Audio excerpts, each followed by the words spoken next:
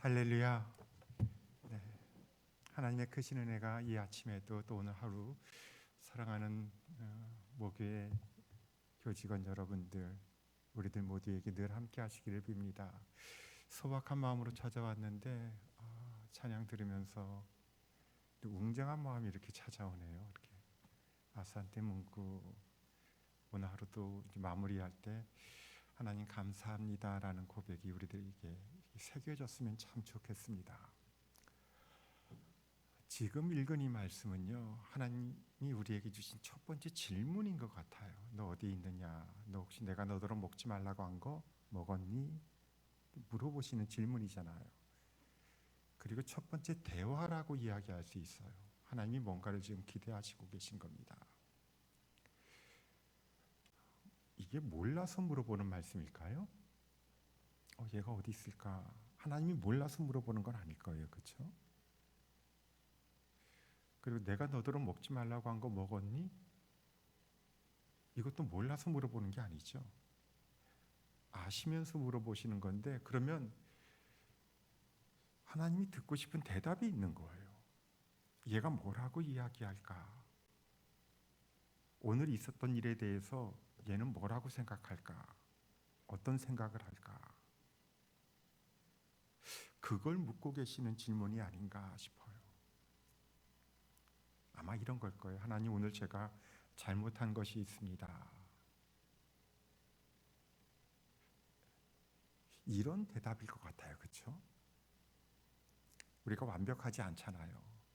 생각하는 거, 말하는 거, 또 우리 행동에 대해서 시험이 남기도 하고 때로는 큰 짐으로 남기도 합니다. 누구나 다 그래요. 회개한다라고 하는 건 우리 연약함을 하나님 앞에 솔직히 고백한다라고 하는 것이 아닐까 싶어요. 근데 이 남자가, 아담이 대답하는 게 하나님이 주셔서 나와 함께 있게 하신 여자, 그가 내게 주었으므로 내가 먹었나이다. 워딩이 그래요. 하나님이 일단 책임이 있는 거 아닙니까? 근데 왜 이렇게 질문하십니까? 그리고 방금 전까지 내 뼈 중에 뼈요, 살 중에 살이요라고 이야기했었던 그 사람을 향해서 이제 더 이상 그렇게 고백하지 않게 돼요. 말하자면 저 여자예요. 저 여자가 내게 줘서 내가 먹었습니다. 좀 비참하지 않나요? 여자도 마찬가지였어요. 너는 왜 그러니? 너는 왜 그랬니? 라고 물어보니까 뱀이 나를 꿰어서 내가 먹었나이다. 내 책임은 없고 이 뱀도 하나님이 만드신 것이고 모든 잘못이 저기서부터 시작됐습니다. 라고 이야기해요. 어쩌면 우리 삶 가운데 참 많은 부분들이 이런 대답으로 채워져 있는지 모르겠어요. 제게도 비슷한 경험이 있어요. 초등학교 다닐 때, 그때는 국민학교라고 했죠. 단칸방에서 6 식구가 살았는데 저녁 식사는 늘 식구들이 모여서 동그란 양철 밥상을 둘러 앉아서 이렇게 밥을 먹었던 기억이 나요. 거기 어떻게 6명이 함께 식사할 수 있었을까? 지금 생각해 보면은 때로는 그리워지기도 해요. 근데 아버지만 드시던 보리차가 있었어요.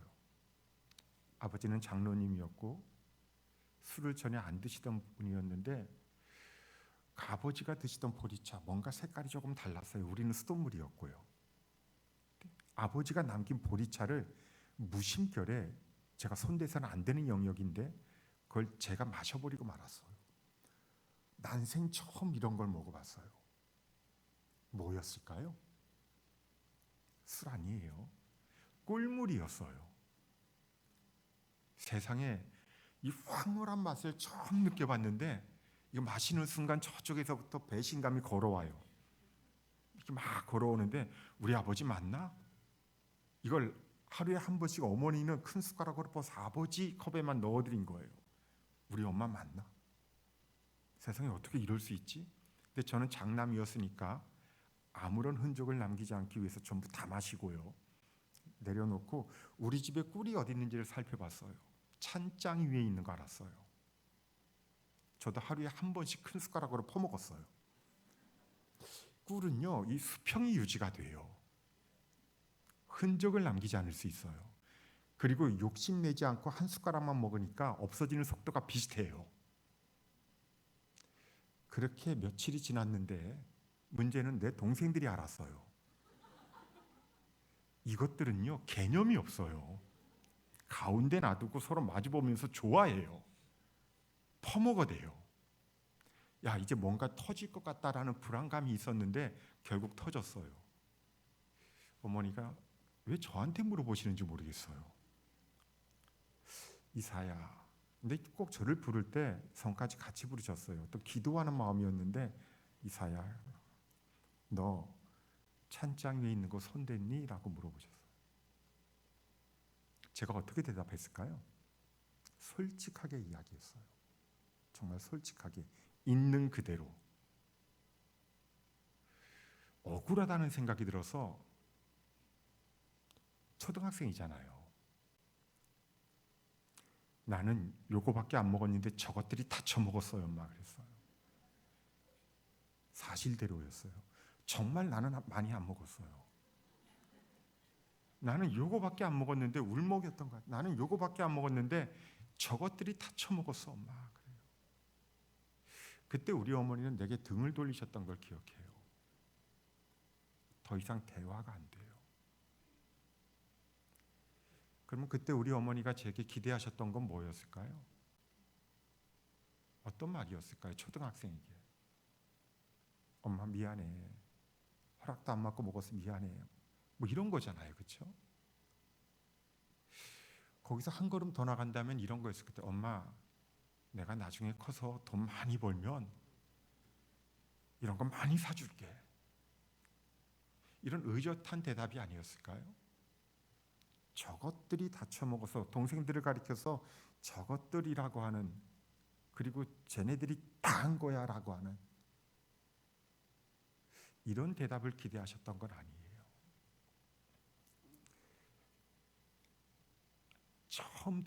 처음 질문에 대한 처음 대답은 뭔가 빗나갔어요. 몰라서 물어봤던 거 아니고 무언가 하나님이 그들에게 기대하고 있었던 거예요. 분명 오늘 하루의 삶도 우리들 마음 가운데 우리 하나님이, 우리 주님이 이렇게 물어보시는 질문들이 있을 것 같아요. 또 마무리할 때 너는 어떻게 보냈니? 너 왜 그랬니? 그때 하나님이 기대하시는 대답들이 있을 거예요. 하나님, 제가 참 많은 사람들을 만났는데 참 연약했네요. 부족했네요. 이런 거 기대하고 계시지 않을까요? 그리고 우리 연약함 위에 채우시는 하나님의 강력한 은혜, 부어주시는 은혜와 기름, 하나님이 그런 걸 기대하시고 또 이렇게 준비하시면서 물어보는 것이 아닐까 싶어요. 먼저 남자에게 물어보셨어요. 대화가 있었어요. 그 다음에 여자에게 물어보시고 대화가 있었어요.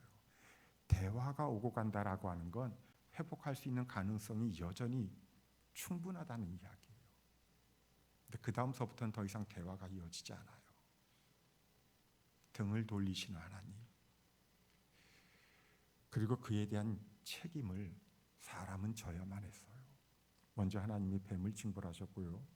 여기 왜 뱀이 등장하는지는 하나님이 창조한 아름다운 세상에 왜 병이 존재하는지, 왜 악이 존재하는지, 거기에 대한 해답을 아직도 우리가 내리지 못하는 것과 마찬가지인 것 같아요. 그 다음에 아주 독특한 문학 기법이 나와요. 남자한테 물으셨고 여자한테 물으셨고 그 다음에 뱀이 나오고 A, B, C죠. 그 다음에 다시 남자가 나올 것 같은데 여자를 징벌하시고 또 남자를 징벌하세요. 이 구도가 보이나요?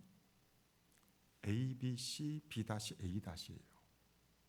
이건 정말 정교해요.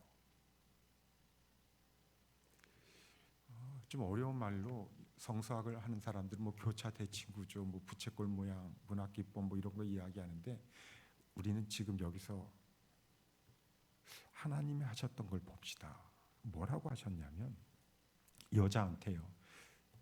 임신하는 고통을 크게 더할 것이다 라고 하셨어요. 물어볼게요. 보통 대답 안 하시는, 잘 안 하시는 분들이 많은데 마음속으로 대답하셔도 괜찮아요. 임신하는 고통을 크게 더하리라. 고통받는 사람들 우리 많이 보잖아요. 그러면 범죄하기 이전에는 이 고통이 있었단 얘기예요? 없었단 얘기예요? 진짜 대답 안 하네요. 있었던 것 같아요? 없었던 것 같아요? 다시요. 임신하는 고통이 있을 것이다가 아니라 더한다라고 하셨어요. 그것도 크게 더한다라고 했어요. 다시 물어봅니다. 있었단 얘기예요? 없었단 얘기예요? 있었단 이야기예요. 하나님이 창조한 창조 질서 가운데 이 고통은 처음서부터 있었던 거예요. 집에서 기르는 댕댕이 양양이가 선악과 먹지 않아도 새로운 생명이 태어날 때는 고통 가운데 있어요. 그것이 육체적인 탄생이든 영적인 탄생이든 새로운 생명이 고침받고 또 생명이 태어난다라고 하는 데에는 아픔과 고통이 따라요. 우리 많이 보지 않습니까? 하나님의 창조 질서예요. 그러나 그 가운데서도 눈물 뚝뚝 흘리면서 하나님을 찬양하고 기뻐하고 감사해요. 최고의 축복의 순간이기 때문에 그래요. 그런데 그 최고의 축복도 하나님의 대답, 하나님과의 이 대화 속에서 어긋난 인생을 살아가는 우리는 더 이상 행복하지 않은 거예요. 이게 징벌의 맹락으로 해석되고 있단 말이에요. 가장 숭고한 순간도, 그 가장 축복된 순간도 징벌이 되어버리고 말았어요. 우리 인생 그런 거 많이 경험하잖아요. 그리고 이번에 남자에게 물어봐요. 죽을 때까지 이마에 땀을 흘려야 그때까지 너는 먹고 살 것이다. 이게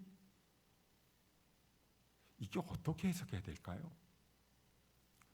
죽을 때까지, 여러분 옛날에는 고대 시대에는 일한다는 것이 주로 육체 노동이었어요. 땀 흘리는 거예요. 근데 죽을 때까지 그렇게 일하면 살아야 돼요. 이거 오늘날 우리들의 시각으로 본다면 행복한 거 아닌가요? 그러기 위해서 자격증도 따고 여기까지 왔잖아요. 그리고 평생을 그렇게 살 수 있다면 오히려 더 행복한 거 아닌가요? 정상적인 일상이고 거기에 따른 정당한 대가를 받으면서 살아가는 거예요. 이거 얼마나 복된 거예요. 근데 그 복된 일상마저도 하나님과의 관계가 틀어졌을 때, 내가 무언가 그 질문에 바르게 응답하지 못했을 때 그게 징벌로 남아요. 더 이상 행복하지 않아요.